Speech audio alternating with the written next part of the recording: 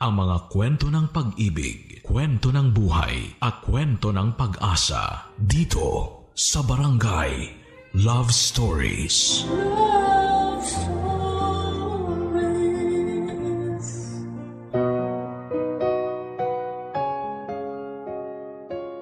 Malaking hamon para sa isang ina ang magpalaki ng isang batang may espesyal na pangangailangan. May mga pagkakataong hindi nila naiiwasang makipag-away o makipagsagutan tuwing nakakatagpo sila ng mga taong hindi pa lubusang naunawaan ang mga taong nangangailangan ng espesyal na atensyon at pagmamahal. Ngunit sa kabila ng mga pagsubok, kakaibang saya pa rin ang dulot ng isang masaya at inosenteng ngiti sa inang nagpapakatatag para sa marami pa niyang laban sa buhay.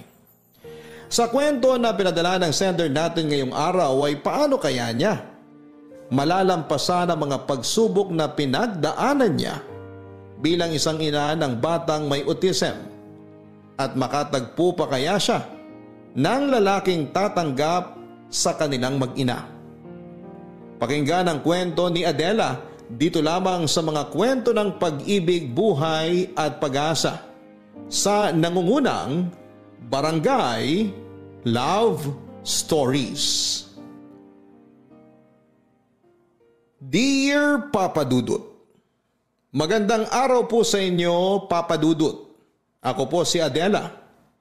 Nagsimula po ang kwento ko noong 32 years old pa lamang ako. Noong time na yon ay accounting staff po ako sa isang kumpanya. Hindi ko na lamang po babanggitin ang pangalan kasi wala na po ako ngayon doon. Pinalaki po ako ng tatay ko na isang single dad. Iniwan kami ng nanay namin sa kanya noong 5 years old pa lamang ako. 5 kaming magkakapatid at ako ang pangalawa. Yung panganay namin ay nagtatrabaho sa Thailand at teacher siya roon. Ako naman ay nakatira noon sa bahay ng stepmom ko na si Tita Des. Kasama ko roon ang mga nakababata ko pang kapatid. May kaya si Tita Des. Mataas ang posisyon niya sa kumpanyang pinagtatrabahuhan nila ni Papa. Si Papa naman ay management consultant. Yung bahay namin dati ibinenta na lamang ni Papa. At yung pinagbentahan ay nilagay niya sa savings account naming magkakapatid.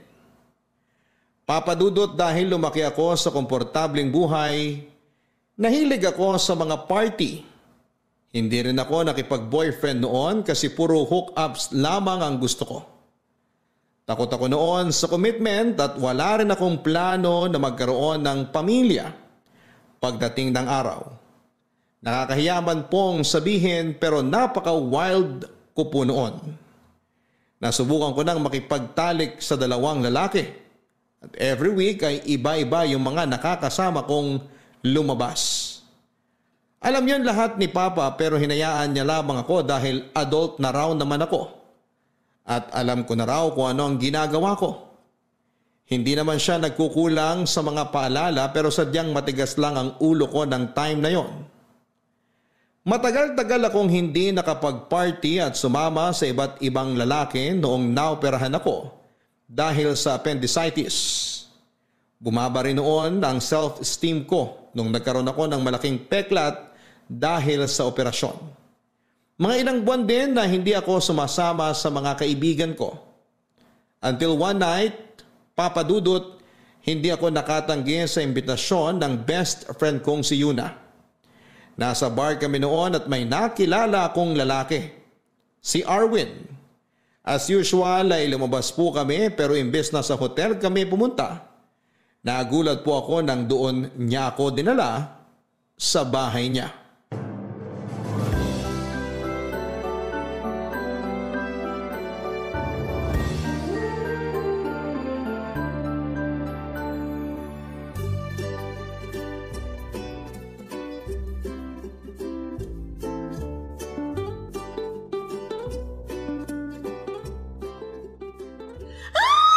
Talaga? Sa bahay ka niya dinala? Shucks! Napakahaba talaga ng hair mo, bakla! Mahaba talaga. Talaga? Pati yung ano? Swerte mo naman. Sana tinawagan mo ko para nakijoin ako sa inyo. Gaga, may rule tayo, diba? Na bawal mag-share ng kalandian. Hindi ko naman yung nakakalimutan. Di ka talaga mabiro. Kasi mukhang bet na bet mo yung guy na kasama mo last night. So, how's the performance? It's a 10! At alam mo ba, siya pa lang yung pinakamabait na nakaduko. Talaga? Paano mo naman nasabi? Pinagluto lang naman ako at hinatid pa pauwi. Ha? Nagpahatid ka sa bahay nyo? Syempre hindi. Hindi siya exempted sa rules ko pagdating sa one night stand thingy ko, no? Hindi ko pa rin binigay sa kanya yung totoo kong pangalan. Sabi ko, Ella yung pangalan ko. Saan ka nagpahatid? Sa mall ako nagpahatid. Nagdahilan na lang ako na may kailangan pang bilhin bago umuwi. Gusto pa nga niya ako samahan eh. Sana nagpasama ka. Nagdahilan nga lang, di ba? Saka hanggang doon na lang talaga yung oras namin na magkasama. Sayang naman. Sana tinodo mo na. Kinilala mo na dapat. Tapos aabot kami sa talking stage. At sunod nun, manliligaw na siya. At yun yung pinakaayaw ko mangyari eh. Maglalaro na kami ng mahal-mahalan. Yak! Kadiri naman yung ganun. Makayak naman to. Allergic ka lang talaga sa commitment kaya ka ganyan. Ay, sa ginagawa mo, baka inuugat ka na, wala ka pa ring boyfriend. Hindi lahat ng babae kailangan ng boyfriend. Mas masaya ako na ganito kalaya. Uy, pero aminin mo, kinakabahan ka rin after ng encounter mo sa mga lalaki mo. Kasi, what if may sakit sila at nahawaan ka? Kaya dapat, magkaroon ka na ng isa sa mga nakasama mo dati. Or pwedeng maghanap ka ng bago. Gawin mong FOBO. Parang ang boring naman nun. Isa lang talaga. Baka madali kaming magkasawaan sa isa't isa. Ang sabihin mo, hindi ka lang talaga kontento sa iisang lalaki. Naku ha? Baka kasing luwang na ng wristband yan. Hoy, grabe! Napaka-OA naman nun. Pero seryoso, wala pa ba tayong planong magtino? I mean, baka kasi kung kailan natin maisipang magkaanak, saka naman hindi na pwede. Alam mo naman tayong mga babae, dumarating sa menopausal stage. Ayoko pang magkaanak. Parang hindi pa kasi talaga ako ready sa ganung responsibilidad. Saka alam mo naman yung sweldo ko, sarili ko pa lang yung kayang buhayin. 18,000 monthly, hindi pa pwede sa may anak. Gets naman kita, lalo na dito tayo nakatira sa city. Mas mataas ang cost of living. Kung nasa 30K siguro yung sweldo, carry na. 30K? Paano yung rent at utility bills? Konti lang matitira sa 30K after mag-grocery. Ay, oo na. Huwag ka na lang mag-anak. Lumandi ka na lang.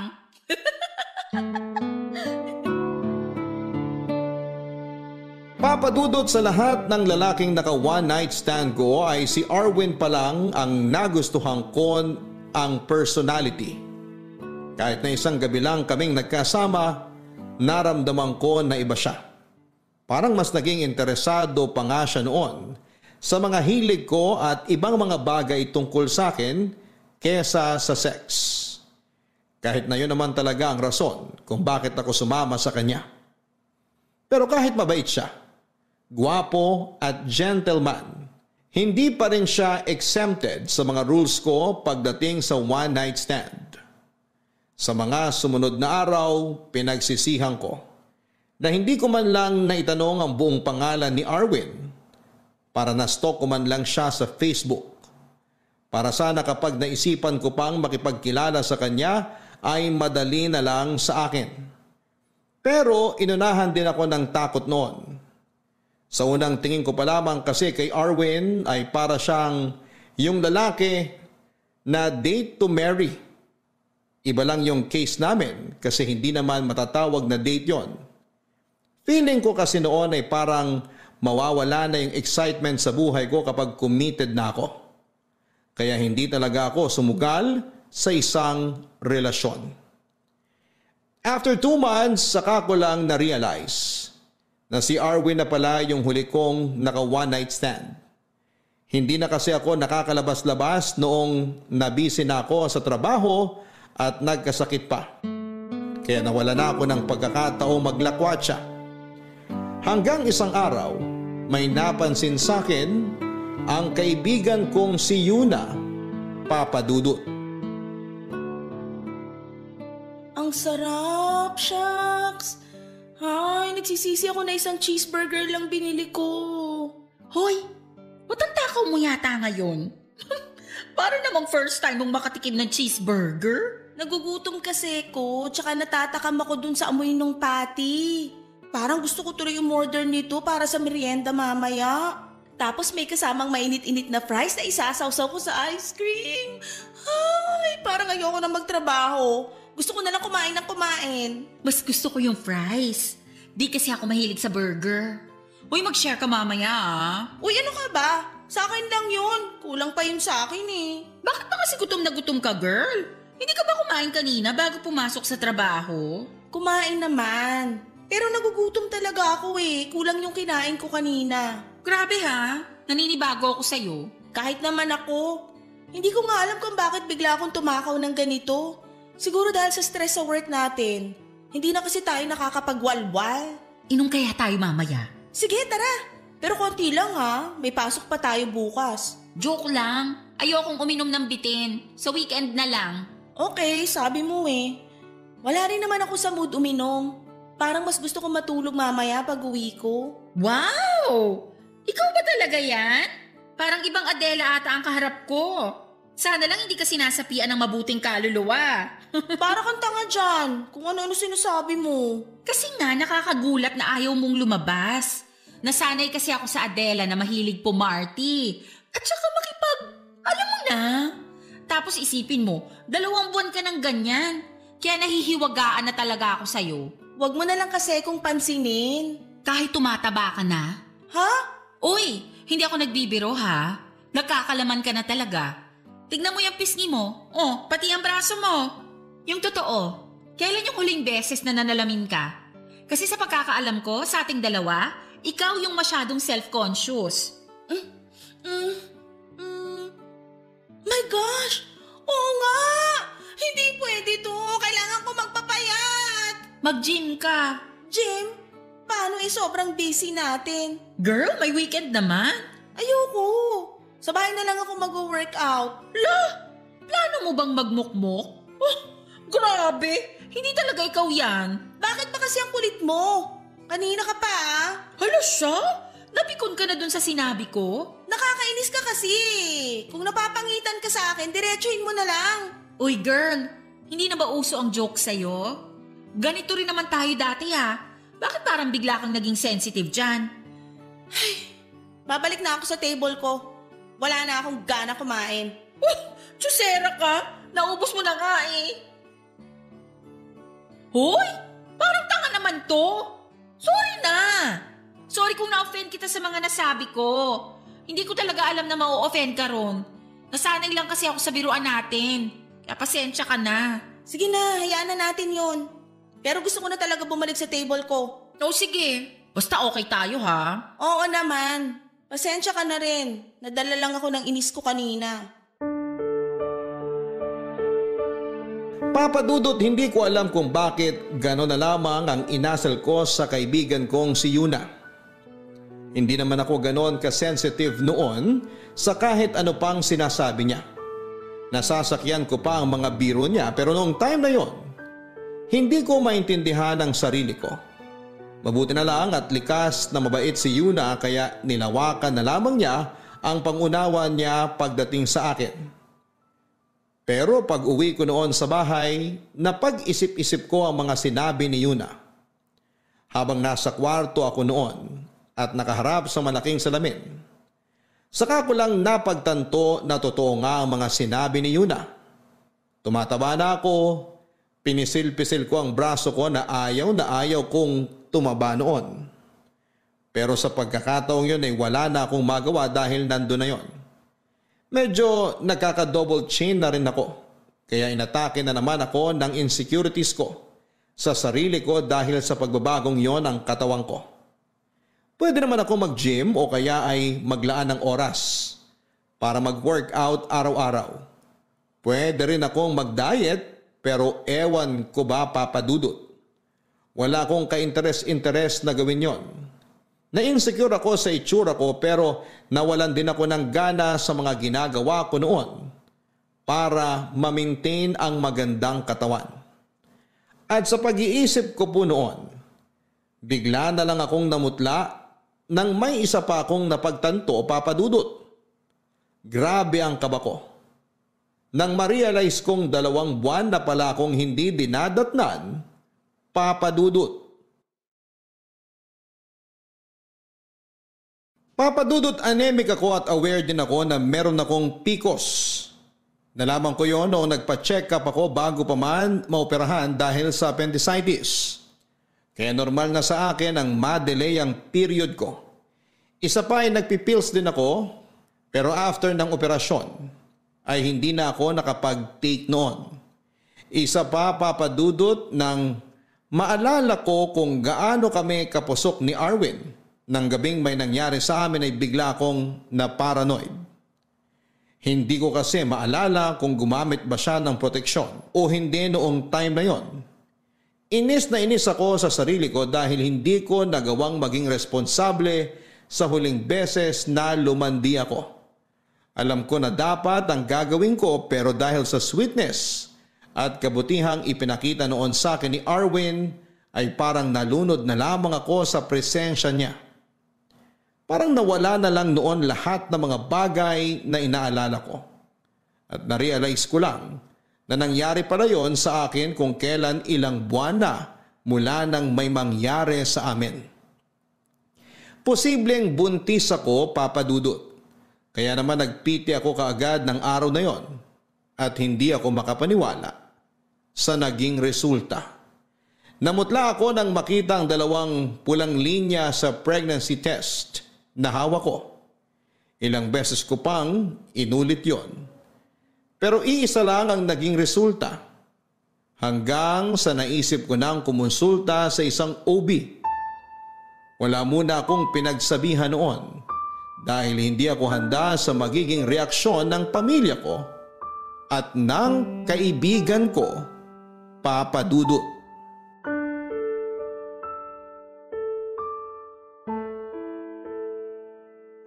Gosh, girl! Totoo ba? As in, buntis ka? Oo, confirmed na. Nagpatingin na rin kasi ako sa OB. At ang sabi niya, mahina raw yung kapit ng bata kaya maselan yung pagbubuntis ko. Alam na ba yan ng tatay mo? Hindi pa. Wala pa akong pinagsasabihan sa kanila. Tayong 2 pa lang ang nakakaalam nito. Ay... Saka ayoko rin sanang ipaalam. Alam mo naman yung ugali ni Tita Des. Baka sabihin nun ipapaako ko pa sa kanila yung magiging gasto sa pagbubuntis ko. Pero paano kanyan? Maselan yung pagbubuntis mo kaya kailangan mo ng matinding pag-iingat. Ilang buwan na lang hindi ka na makakapagtrabaho niyan. Kaya nga kailangan kong paghandaan yun. Hindi na muna ako masyadong gagastos ngayon para makapagtabi ako ng pera. Pero girl, hindi magtatagal, lalaki na rin yung tiyan mo at malalaman din ng tatay mo na buntis ka. Hindi nila malalaman. Paano? Aalis ako sa bahay ni Tita Des. Maghahanap na lang muna ako ng murang paupahan. Ano? Seryoso ka ba? Mas lalo kang mahihirapan nun. Gagastos ka sa renta tapos mag-isa ka pa. Kailangan mo ng kasama. Kakayanin ko to ng mag-isa.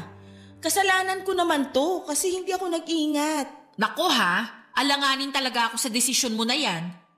Ay, natatakot din naman ako. First time kong magbuntis. Hindi ko pa gustong magkaanak pero wala naman akong balak na palaglag tong bata. Malaking kasalanan yun. Diyan naman ako proud sa'yo. Kasi kahit malandi ka, matino kang mag-isip pagdating sa bata. Gaga ka talaga.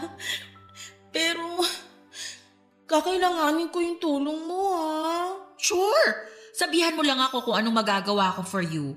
Andito lang ako lagi. Basta, ninang na ako agad ng anak mo Oo naman. Kung gusto mo maging second mom ka pa niya Ay, gusto ko yan. Nga pala, kung kailangan mo ng murang paupahan, matutulungan kita dyan. Talaga? Oo. May paupahan yung tita ko. Pwede ko siyang kausapin para i-reserve yung bakanting kwarto ron. Bahay yun ha. Marami kang kasama ron. Pero all girls naman, kaya wala kang dapat alalahanin. Sige, sabihan mo ko kung magkano yung rent para mapaghandaan ko. May laman pa naman yung savings account ko kaya may magagamit pa ako kung sakali. Pero mas maganda kung kakausapin mo muna yung tatay mo. Para hindi siya mabigla na aalis ka ng bahay ng tita Des mo. Kakausapin ko naman talaga siya. Pero hindi pa lang talaga pwedeng sabihin yung dahilan kung bakit ako lilipat. Basta kapag kailangan mo ng tulong, huwag kang mahihiyang magsabi sa akin. Kahit sa pera pa yun, basta meron ako, pahihiramin kita. Thank you ha. Sobrang supportive mo talaga sa akin. Sana ganyan ka pa rin hanggang sa makapanganak ako. Kahit hanggang sa lumaki na yung anak mo, andito pa rin ako. Best friends nga, diba? Iiyak na ba ako? Uy, gaga. Ayoko ng mga iyak-iyak na yan. Alam mo naman yun eh. Pero ikaw, kailan ka magkaka-baby? Ay nako, tigilan mo ako sa mga tanong na ganyan. Wala pa nga makabuntis sa akin eh. Tumatanda na kasi tayo. Isipin mo, kung sa mga susunod na taon ka pa magkakaanak, ang tanda mo na kapag nag-college na yung anak mo. Kakayanin mo pa kaya siyang suportahan nun? Hoy, ano ba? Huwag mo nga akong i-pressure. Kailangan mo na talagang ma-pressure. Kung ako sa'yo, damayan mo na ako sa pagbubuntis ko. Papadudot sa tulong ni Yuna ay nagawa kong makalipat sa isang maliit na kwarto sa pinapaupahang bahay ng tita niya. Mabait naman ang tita niya at madali ring kausap. Binigyan pa nga po ako noon ng discount dahil swerte raw ako kapag may tenant na buntis. Natuwa ako dahil bukod sa safe at malinis naman ang tinutuluyan namin ay friendly rin ang mga kapwa ko tenant. Mas excited pa sila noon na makalabas ang baby ko kesa sa akin. Ang kagandahan pa sa inuupahan ko ng time na yon ay malapit lang yon sa ospital. Hindi ako mahihirapan tuwing kailangan kong magpa-check up. Ang problema ko lang noon, Papa Dudut, ay nahirapan na talaga akong kumilos noong lumaki na ang tiyan ko. Hindi ako pwedeng mapagod ng sobra at ma-stress. Hindi rin ako pwedeng magbuhat ng mabibigat. Sa dami ng bawal sa akin noon ay hindi na po ako nakapagtrabaho. May naipon naman ako para sana sa panganganak ko pero hindi na sasapat yon kung kasama pa ang budget ko hanggang sa makapanganak ako at makarecover. Kaya naman kahit nag-aalangan ay humingi na ako ng tulong sa tatay ko. Papadudot, hindi naman nagalit ang tatay ko noong nalaman niyang buntis ako. Nag-worry lamang siya sa kalagayan ko at sinabing mas maaga sana ako nagsabi sa kanya para hindi na ako nahirapan pa. Kinumbinsi niya ako na ipaalam sa ama ng dinadala ko ang tungkol sa pagbubuntis ko. Pero hindi ko naman po masabi sa kanya na hindi ako sigurado kung si Erwin ang ama ng ipinagbubuntis ko. Lalo na't hindi ko naman talaga lubusang kilala ang lalaking yon. Pero sa kabila ng lahat ay sinagot ni Papa ang mga gastusin sa pagbubuntis ko. Wala na rin akong nagawa noong pinabalik niya ako sa bahay ni Tita Des dahil kailangan ko raw ng mas komportableng matutuluyan.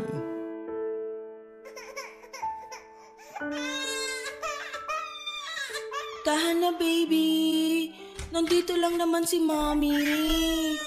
Hindi mo ba kayang patahanin yung anak mo?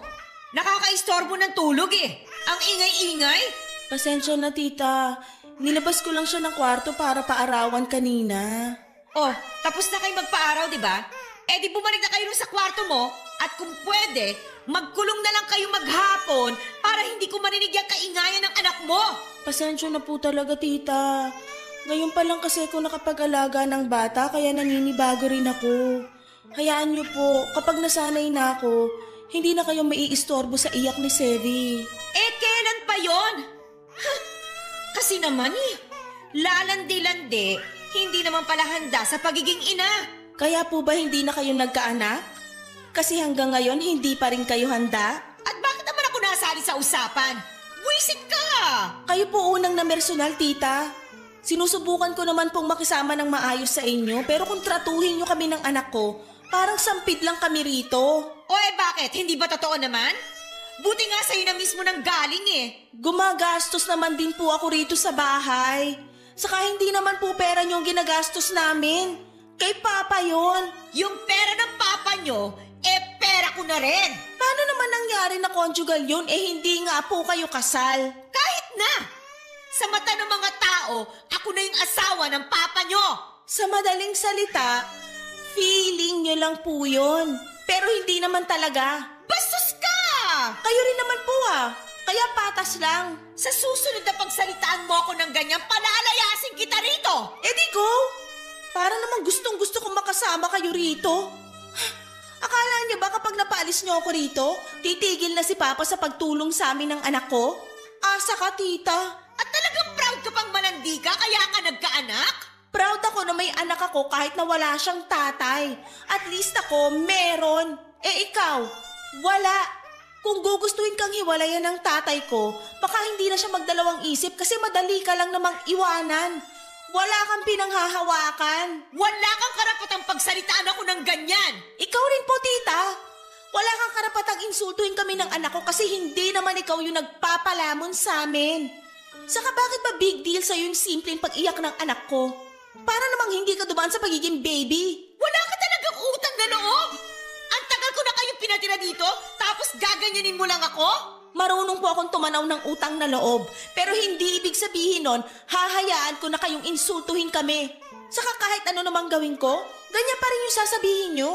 Kasi alam ko naman na sa simula pa lang, napipilitan lang kayo na patuloyin kami rito dahil kay Papa. Pero alam nyo, tita, kapag nalaman ni Papa na hindi nyo gustong nandito kami, baka maghanap na siya ng ibang bahay. Tapos, hindi ka na niya uwian kasi mas gusto niya kaming makasama. Lalo na ngayon na may apo na siya. Gustong gusto niya kasi na may baby siyang nakikita. Kaya kapag wala na kami rito, bihira na rin kayong magkakasama. Alam mo, buwisit ka sa buhay kung babae ka! I feel the same, tita.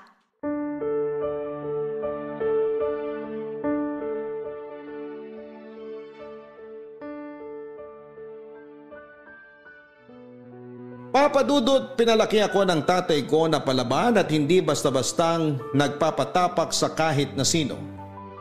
Kaya naman hindi ko na napigilan ang sarili kong patulan si tita sa ginawa niya. Sa totoo lang, hindi naman kami pabigat sa bahay niya ng time na yon. Ginagamit ko pa rin naman ang naipon ko sa pagtatrabaho. Pero hindi ko rin tinatanggihan ang mga ibinibigay ni Papa para sa anak ko. Masasama kasi ang loob niya kapag tinanggihan ko yon.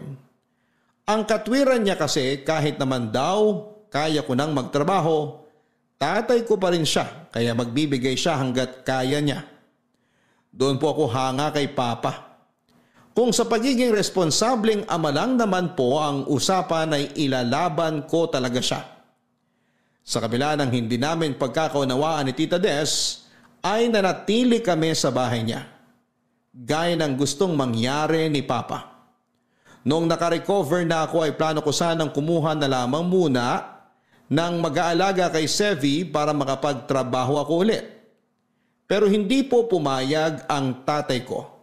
Hintayin ko raw muna na mag 3 years old si Sevi para komportable na akong iwanan siya sa ibang tao. Mahirap daw kasing ipagkatiwala ang bata kung baby pa lamang at ibang tao na ang nag-aalaga. Lalo na't hindi ko nakikita. Nagpatulong na lamang siya noon sa akin sa ilang paperworks niya dahil kaya ko namang gawin ang mga yon. Tapos ay binabayaran pa niya ako ng buwanan. Papadudot nung 3 years old na si Sevi, may napansin po ako sa anak ko. Sa ganong edad kasi ay hindi pa rin siya nakakapagsalita. Actually, matagal ko nang napapansin na hindi siya nagre-respond kapag tinatawag ko siya sa pangalan niya. Hindi rin po siya nakikinig tuwing sinasaway ko sa sobrang kakulitan niya. Pero akala ko po noon ay normal lang sa bata yon. Hanggang sa may napanood po ako tungkol sa autism spectrum disorder. Papadudot, may napanood akong nanay na nagba-vlog tungkol sa anak niya na may autism spectrum disorder or ASD. Parehong-pareho nito ang behavior na na-observe ko sa anak kong si Sevi.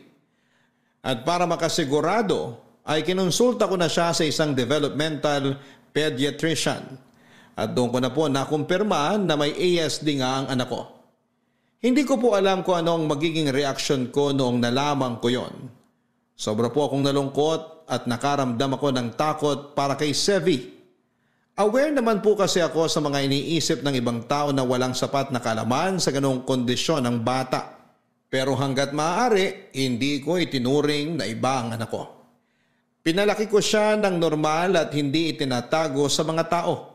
Hindi naman po yun naging madali para sa akin, lalo na at maraming nagsasabi na hindi siya normal.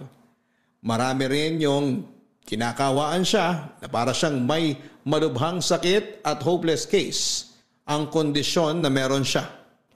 Kaya madalas akong may nakakasagutan noon. Sa katagalan ay nasanay na rin po ako sa mga tao sa paligid ko. Imbes na makipagtalo o makipag-away ay pinapaunawa ko na lamang sa kanila ang kondisyon ni Sevi. Pero kung nagagawa ko yon sa ibang tao, kabaligtaran naman ng kay Tita Des. Kahit kasi alam niya na may ASD ang anak ko ay sarado ang isipan niya para maintindihan yon, Papa Dudut.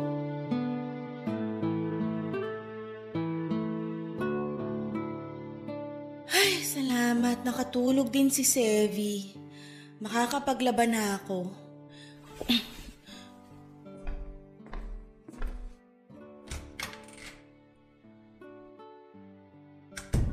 Oh, nandyan ka na pala. Kanina pa ba kayo nakauwi? Kani-kanina lang po, tita. Ay nako, dapat kasi hindi mo na inilalabas yan si Sevi. The more na na-expose yan sa ibang tao, the more na nabubuli yan. Tita, na-appreciate ko naman po yung concern nyo. Pero alam ko naman po yung ginagawa ko. Sinasanay ko siya para mamuhay kagaya ng ibang bata. Hindi ko naman siya pwedeng ikulong na lang dito sa bahay at itago para protektahan. Hindi po ganun yun. O edi ikaw na yung marunong. Sana all. Palabas-labas lang. Pasyal-pasyal. Kung makagastos, akala mo naman may trabaho. Tita, please. Nagsisimula na naman po kayo. Matagal na ako nagsimula. Papunta na nga tayo sa ending eh. Anong ibig niyo sabihin? Eh kasi, ako na mismo magsasadya sa tatay mo na paalisin na kayo rito. Masyado na kasi kayong masakit sa mata. Pumapangit yung umaga ko kapag nakikita ko kayo. Eh di pumikit ka. Hindi mo na ako madadala dyan sa pamimiloso po mo, no? Maghintay ka lang. Mapapaalis ko na rin kayo rito. Ganon? Eh di good luck po, tita. Wait ko yan, promise. Alam mo, bakit kaya hindi mo hanapin yung tatay ng anak mo? Mamalay mo, panagutan ka kahit malaki na si Sevi. Tsaka sa kondisyon niya, mukhang kailangan niya talaga ng tatay eh. Kaya ko naman palakihin si Sevi nang ako lang yung magulang niya. Kaya mo nga. Pero yung kondisyon ng anak mo, kaya mo pa bang i-handle? Ay, sayang si Sevi. Ang pogi pa namang bata. Ano? Paano naman siyang naging sayang? Eh kasi kulang-kulang yung anak mo eh. Kailangan pa bang sabihin yun para maintindihan mo, Adela? Paglaki niya, baka walang magkagusto dyan. Hindi kasi siya normal eh. At sa tingin nyo, normal kayo sa lagay na yan? Ang kitid ng utak nyo. Pinaliwanag ko na sa inyo yung kondisyon ng anak ko, pero anong magagawa ko kung sadyang mahina kayong umintindi? Kahit anong paliwanag pa ang gawin mo, hindi pa rin mababago nun na hindi normal yung anak mo. Kaya alam mo ko ako sa'yo, ilayo mo siya sa akin at sa ibang tao para hindi siya masaktan. Doon kayo! Far away! Okay na sana kung nagmamalasakit lang talaga kayo eh. Pero matagal nang malinaw sa akin yung motibo nyo, kaya tigil-tigilan nyo ako, tita. Yun nangyari sa anak mo, alam mo sa tingin ko, karma mo yun. Kasi sa sobrang kalandian mo, yan na nangyari. Hindi ka kasi nakukontento sa isang lalaki, di ba? Parang ikaw din nung bago ka napunta sa tatay ko. Kung hindi naman naging kayo, hindi rin magbabago yung buhay nyo, di ba? Saka yung sinasabi mong karma, para lang yun sa mga kagaya nyo. Wala naman akong niloko at sinirang relasyon sa ginawa ko noon. Isa pa, hindi ko tinuturing na malas sa buhay ko si Sevi. Kahit dumating siya sa panahong hindi pa ako handa, minahal ko siya ng buong buo bilang anak ko. Blessing nga siya sa akin eh. Nagbago yung pananaw ko sa buhay nang dahil sa kanya. Eh kayo, Kaya siguro hindi pa nagbabago yung pananaw nyo kasi hindi nyo nga naman naranasan maging ina. Papadudot yun na ang huling beses na nagkasagutan kami ni Tita Des. Umalis kami sa bahay niya hindi dahil sa pinapalayas niya kami, kundi dahil gusto kong palakihin ang anak ko sa magandang environment at hindi sa may kabahay kaming ganon kasamaang ugali. Hindi kasi ako nakakapagpigil tuwing harap-harapan niyang iniinsulto ang anak ko. Ayaw ko naman na lumaki ang anak kong naririnig palagi ang pagtatalo namin ni Tita Des. Ayaw sana ni Papa na umalis kami pero ipinaliwanag ko sa kanya ang sitwasyon namin ni Tita Des para maintindihan niya ang desisyon kong yon. Dahil wala pa naman akong trabaho, nang hiram na lamang muna ako kay Papa ng gagamiting panimula. Nangako ako sa kanya na babayaran yon paunti-unti kapag nagkaroon ako ng trabaho. May narekomenda sa akin si Yuna sa Makati. Nakahanap siya roon ng 1-bedroom apartment. Dahil sa sitwasyon ng anak ko, naghanap na lamang ako ng home-based jobs hanggang sa matanggap ako bilang virtual bookkeeper. Hindi man kalakihan ng sweldo ko noong una ay sumasapat naman yon para sa gastusin namin ni Sevi. Kumuha na lamang ako ng taga-alaga niya para may magbabantay sa kanya kapag oras ng trabaho ko. Papadudot bukod sa trabaho ko ay naghanap po ako ng isang side hustle. Naging affiliate ako ng isang shopping platform at naisip ko rin pong mag-online selling ng mga ukay pero branded na damit. Wala na po akong naramdamang hiya o kaartihan noon dahil kung hindi ako didiskarte ay walang mangyayari sa amin ni Sevi. Nakakapagod at nakakadrain ang ginagawa ko noon. Hindi ko na naisip na maglakwatsa at hindi na rin po ako nakakabili ng mga bago kong gamit sa kagustuhang makaipon para sa future ng anak ko. Bala ko po kasi siyang i-enroll sa school para sa may kondisyong kagaya niya.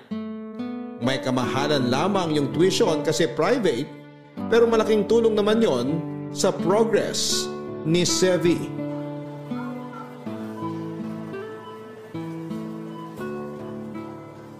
Sayang, wala na palang egg noodles dito. Favorite pa naman yun ni Sevi.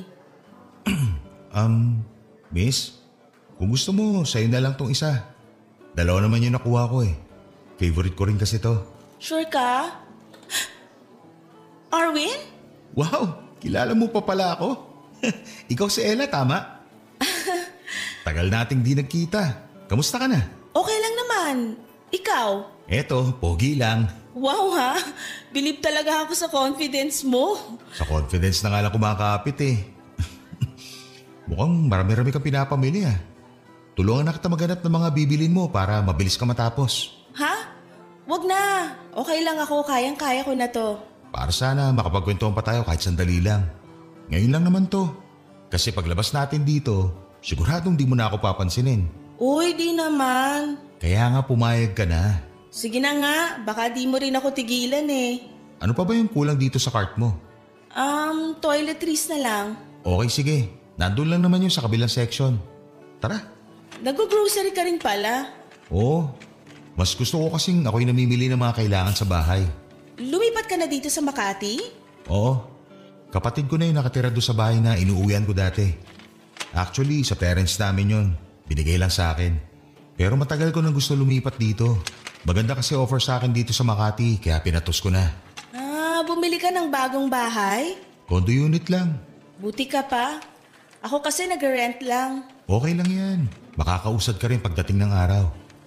Dito na yung toiletries. Ikaw na mauna magliko ng cart mo. Sige. Oh, nahulog phone mo. Ako na kukuha. Salamat. Eto, ang cute naman ang nasa wallpaper mo. Anak ko to, si Sevi. Siya yung may favorite ng egg noodles? Galing naman, pareho kami. Comfort food niya kasi yun. So, may asawa ka na pala? Wala, single mom ako. Gusto ko sanang itanong kung bakit pero baka hindi ka komportable sagutin yun. Kaya wag na lang. Wag na nga. Ayoko rin kasing pag-usapan. Sabi ko nga. Kaya hindi rin ako magtatanong tungkol sa'yo. Okay lang naman kung gusto mo magtanong sa akin. O kaya, Ako na lang magkukwento. Noong nagkita kasi tayo, halos hindi tayo nakapag-usap. Oo nga eh. Pero gano'n naman talaga kapag one night stand lang, di ba? Na-break ko na nga yung isa sa rules ko nung hinatid mo ko eh. May mga rules ka rin pala. Ikaw rin ba? Oo, pero konti lang naman. Talaga? Ano yung isa sa rules mo? Hindi ako nakikipagrelasyon sa mga naka one night stand ko. Bakit naman? Magiging komplikado lang. Siyempre ako, alam ko yung rason kung bakit ko yung ginagawa. So pareho lang kami ng mga babae na ikakama ko. At gaya ko, marami na rin dumaan sa kanila. Kaya sa tingin ko, hindi sila yung babaeng tatagal sa isang relasyon. Wow, so gusto mo pala yung tatagal sa relasyon. E di sana nanligaw ka na lang para hindi mo na kailangan ng ka-one night stand. Nag-e-explore pa kasi ako noon. Ini-enjoy yung pagiging single. Kaya wala pa talaga akong balak na manligaw. Pero nagbago na yun ngayon. Gusto ko, kung may makakarelasyon man ako, yun na rin yung pakakasalan ko. Date to marry guy ka pala. Parang gano'n na nga. Okay, tama na tong chismisa natin. Kukuha na ako ng mga kailangan namin tapos diretso na ako sa counter. Ikaw ba? Gano'n din. Kaya sabay na lang tayo. Ikaw bahala.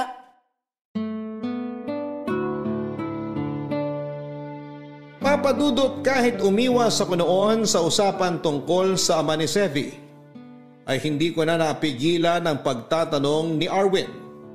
Lalo na noong nalaman niya kung ilang taon na ang anak ko. Parang may iba raw kasi siyang nararamdaman noong nakita niya yung wallpaper ko noong time na yon. Naging honest naman ako noong tinanong niya kung may ibang lalaki pa ba akong nakasama matapos yung nangyari sa amin.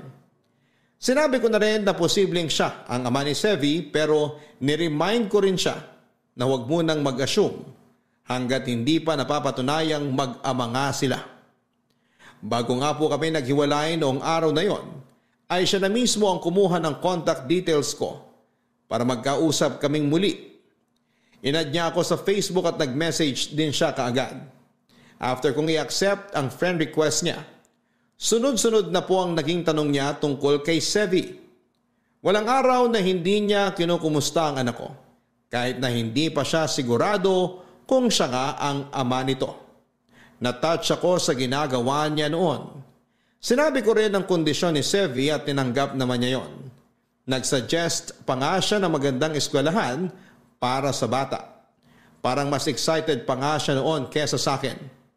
May pagkakataon na sinusubukan niyang kausapin si Sevi through video call.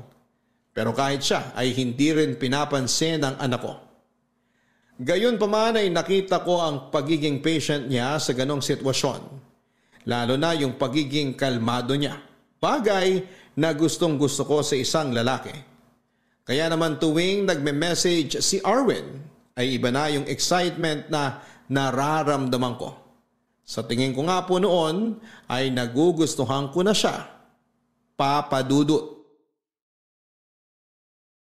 Papa Dudut, sa muli naming pag-uusap ni Arwin ay mas napalagay na ako sa kanya. Kaya naman inamin ko na sa kanya na hindi talaga Ella ang pangalan ko. Natawa pa siya dahil hindi ko naman daw kailangang ilihim ang tunay kong pangalan. Kung ayaw ko na raw makipagkita o makipag-usap ulit ay irerespeto naman daw niya. Hindi namin napag-usapan ang personal naming buhay. Kaya hindi ko alam kung may nakarelasyon na siya matapos yung una naming pagkikita. Laging tungkol kay Sevi ang topic namin pero sobrang na-appreciate ko yon.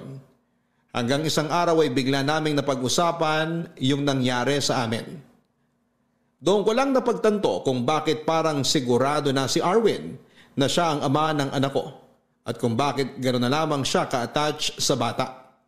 Hindi raw para siya gumamit ng proteksyon. Nakaligtaan na raw niya yon dahil sa kapusukan naming dalawa. Papa Dudut, nahihiya ako tuwing naaalala ko yon. Hindi ko man lang ma-imagine na naging ganun pala ako ka-wild noong wala pa akong anak. Na umabot pa sa puntong nabuntis ako. Tapos ay hindi ko alam o hindi ako sigurado kung sino ang ama ng pinagbubuntis ko. Hindi ko po alam kung ano ang magiging reaksyon ng mga listeners ng Barangay LS sakaling umere po itong kwento ko. Pero medyo inaasahan ko na rin po na hindi nila magugustuhan yung naging gawain ko noon. Tungkol naman po sa hinala ni Arwin na siya ang ama ni Sevi. Para makasigurado ay hiningi niya ang consent ko para sa sample ng anak ko na kailangan niya para sa isang paternity test.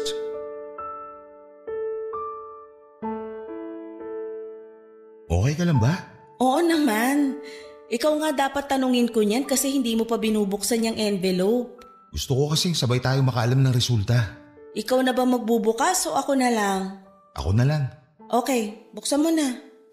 Ay, sana positive. Kabado ka pa rin, no? Tingnan mo na kaya. Nabuksan mo na eh. Eto na, promise. Positive! Adela, nag-match kami! Yun! Ano ko si Sevi? May anak na ako! Daddy ka na. Pwede ba akong ilagay sa birth certificate niya bilang tatay niya? Well, pwede naman, pero may proseso yon. Willing ka bang maabala? Kahit ano para kay Sevi. Sana hayaan mo ako magbigay para sa mga gastusin niya. Sa therapy niya, sa mga gamit niya, sa tuition niya, lahat. Ikaw na maraming ipon. Hindi naman. Matagal na rin kasi ako nagtatrabaho at wala naman ako sinusuportahan. Yung parents mo? Baka ako pa yung bigyan nila. Hindi kasi sila nanghihingi sa amin. Kaya kami na lang yung nagkukusa. Pero mga regalo lang o kaya pagkain. Hindi nila tinatanggap pag pera. Pakisabi sa parents mo magpapaampon ako. Kami ni Sevi. Ako na lang ang aampon sa inyo. Talaga? Kaya mo bang umampon ng dalawa? Sama mo pa pamilya mo. Uy, biro lang ha. Baka mamaya isipin mong napakayabang ko namang tao. Hindi naman ako ganun. Since mukhang financially stable ka na, hindi mo pa ba naiisip na magkaroon ng sarili mong pamilya? May anak na ako, di ba? I mean, yung may asawa ka, ganun. Hindi pa namin napag-uusapan ng girlfriend ko yung tungkol sa kasal. Busy pa kasi siya sa karir niya eh. May girlfriend ka na pala. Oo, 2 years na kami. Actually, magkakasundo kayo nun. Special education teacher siya. Matutulungan niya rin si Sevi. Mabuti kong ganon. Okay ka lang ba? Parang nanamlay ka bigla. May iniisip lang ako. Iniisip mo ba kung paano sasabihin kay Sevi na ako yung daddy niya? Hindi ko alam kung maiintindihan niya na yung ganitong bagay, pero makakatulong kung palagi ka niya nakikita at nakakasama. Walang problema sa akin yun. Palagi ko siyang pupuntahan. Pero tingin mo magiging okay lang lahat to sa girlfriend mo? Oo naman. Maiintindihan niya yung tungkol kay Sevi. Yung sa atin, nangyari naman yun bago pa naging kami. At hindi ko rin alam na may anak na pala ako. Ikaw rin. Hindi ka sigurado no na ako yung ama. Kaya sa tingin ko, magiging okay pa rin kami kahit malaman niya yung tungkol sa anak natin. Sana nga. Ayokong maging dahilan kami para magkasira kayo. Pinatibay niyo yung 2 years niyong relasyon at sisiguruhin kong hindi kami ni Sevi yung sisira nun. Alam ko rin naman na hindi yun mangyayari. Hindi ikaw yung klase ng babae na maninira ng relasyon ng iba. Kung makapagsalita ka dyan, parang kilalang kilala mo na ako. Siguro nga nagkakilala tayo sa maikling panahon pa lang. Pero iba yung nakita ko sa'yo. Mabuti kang ina kay Sevi.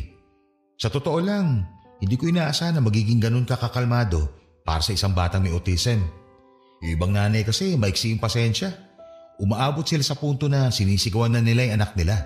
Hindi ko yan kayang gawin kay Sevi.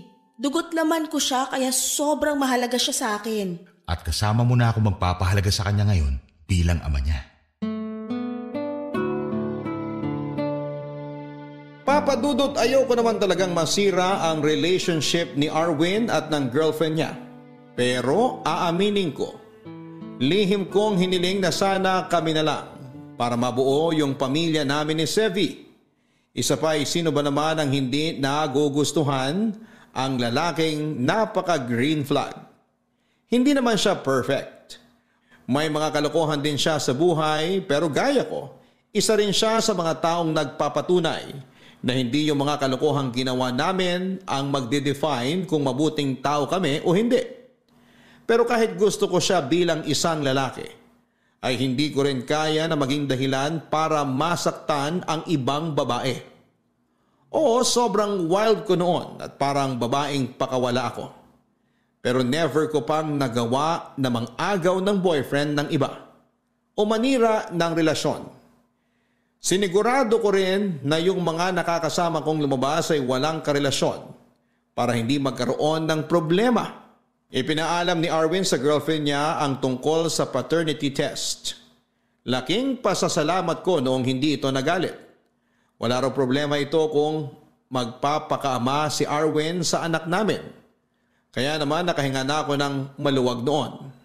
Hindi ko na rin masyadong poproblemahin ang mga gastos kay Sevi dahil may katulong na ako noon. Napakaswerte ko po, Papa Dudut, at hindi ko po alam kung anong nagawa ko para i-bless ako ni Lord ng ganon. Pero bukod po doon ay may mas maganda pang nangyari.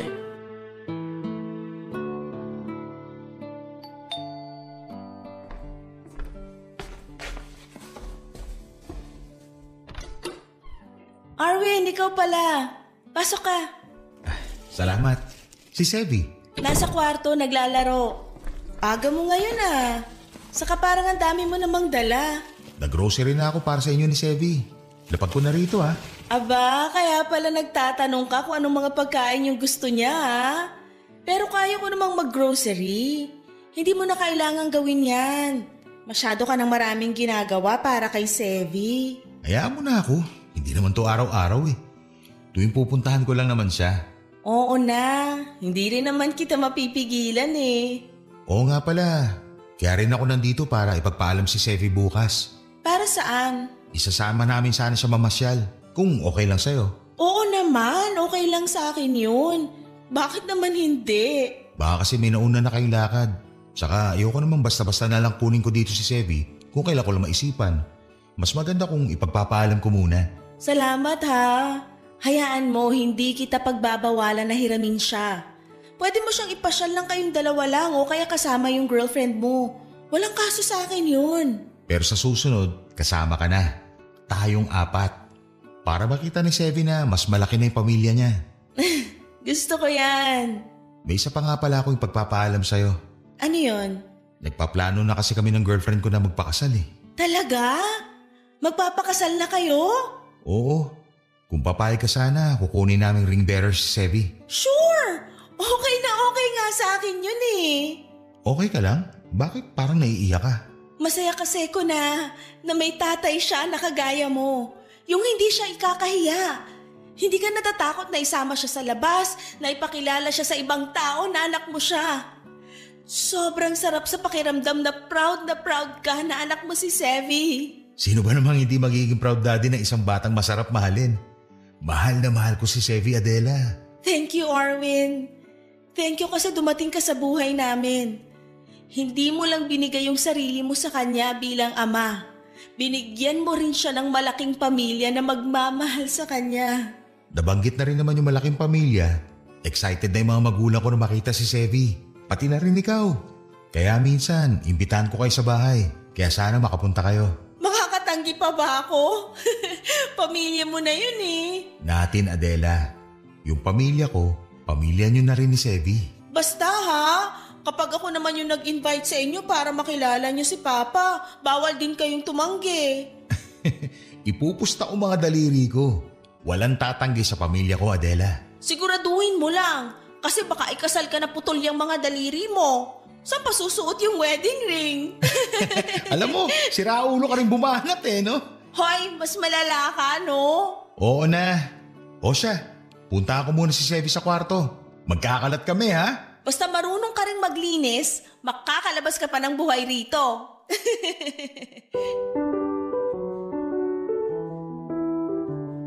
Papa Dudut, sobrang saya ng puso ko dahil hindi lang nagkaroon ng ama si Sevi kundi nagkaroon pa siya ng malaking pamilya na hindi ko rin talaga inaasahan.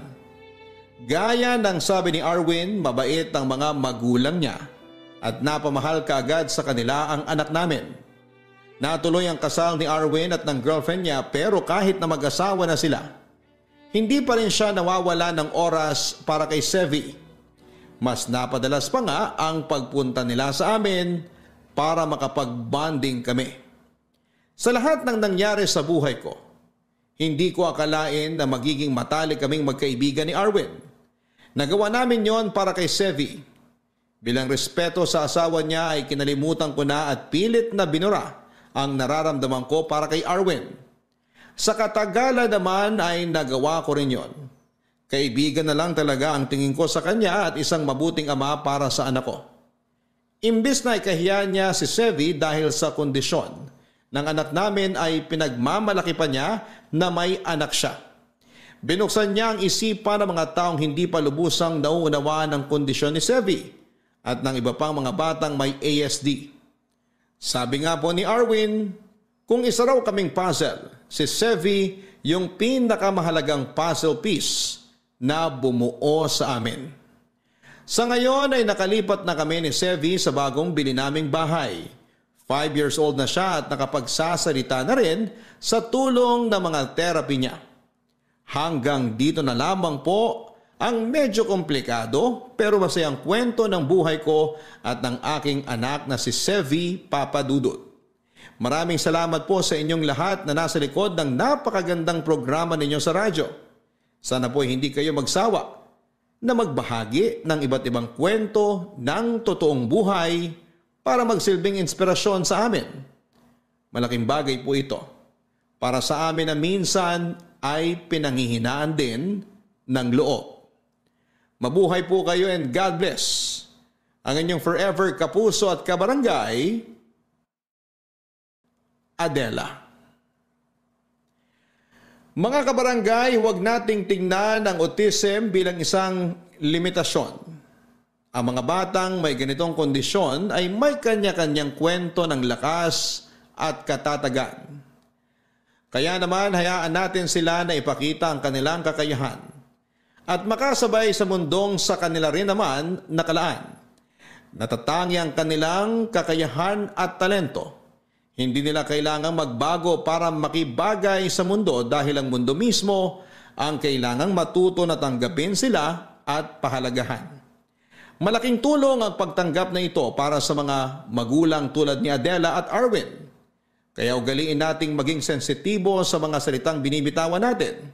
Dahil kung meron mang higit na masasaktan, yun ay ang mga magulang na buong pusong tinanggap ang kanilang mga anak. Anuman ang kanilang kondisyon. Hanggang sa muli mga kapuso, ako po si Papa Dudut. Nakasama ninyo sa mga kwento ng pag-ibig, buhay at pag-asa sa nangungunang Barangay Love Stories number 1. Barangay Love Stories. Barangay Love Stories. Napakasakit na nangyari kay letter sender. Pero buti sa uli, naging maayos pa rin ang buhay niya. Anong say mo sa Barangay Love Stories na ito? Pagkwentuhan natin sa comment section yan. Sabay-sabay nating pakinggan ang iyong kwento ng pag-ibig, buhay at pag-asa. Ipadala lang sa barangaylovestories@yahoo.com. Nagustuhan ng iyong napakinggan? Ituloy yan via live stream sa www.gmanetwork.com/radio.